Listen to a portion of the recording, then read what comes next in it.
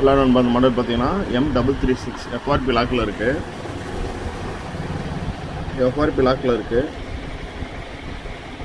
இது வந்து ஆண்ட்ராய்டு 14 இருக்குது. ஆண்ட்ராய்டு வெர்ஷன் 14 இருக்குது. சரியா, U5 பைனரி யூவில் இருக்குது. ஆண்ட்ராய்டு 14 இருக்குது. நம்ம என்ன பண்ண போகிறோம்னா டைரெக்டாக ஆண்ட்ராய்டு 15 ஃப்ளாஷ் பண்ண போகிறோம்.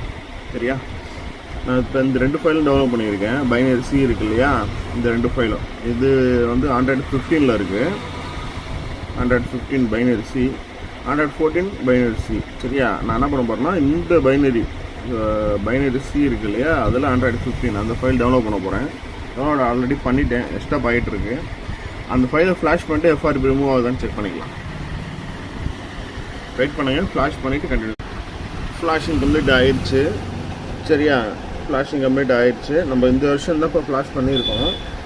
இதுதான் இந்த வருஷம் தான் ஃப்ளாஷ் பண்ணியிருக்கோம். இப்போ ஆண்ட்ராய்டு 14லேருந்து டேரெக்டாக 15 ஃப்ளாஷ் பண்ணியிருக்கோம்.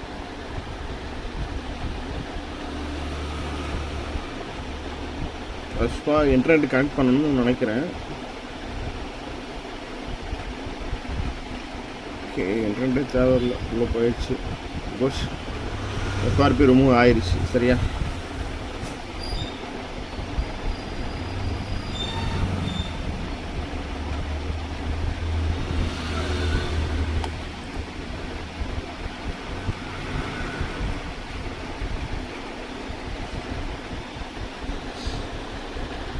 இந்த ஃபைல் ஃப்ளாஷ் பண்ணியிருக்கோம். சரியா,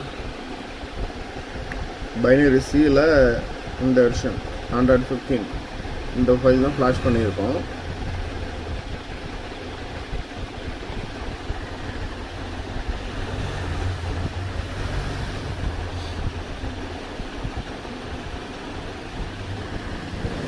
குட்ஸ், FRP ரிமூவ் ஆயிடுச்சு. உங்களுக்கு ஆக்சுவலாக வந்து இந்த ஃபைலில் உங்களுக்கு அப்டேட்டில் இருக்குன்னா நீங்கள் இந்த ஃபைல் ஃப்ளாஷ் பண்ணிவிட்டு திருப்பி இந்த ஃபைல் ஃப்ளாஷ் பண்ணி பார்க்கலாம். ஒரு சின்ன ட்ரை தான், பண்ணி பாருங்கள்.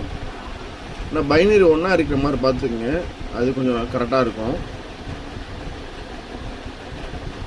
FRP அன்லாக் ஆயிடுச்சு. ஓகேவா?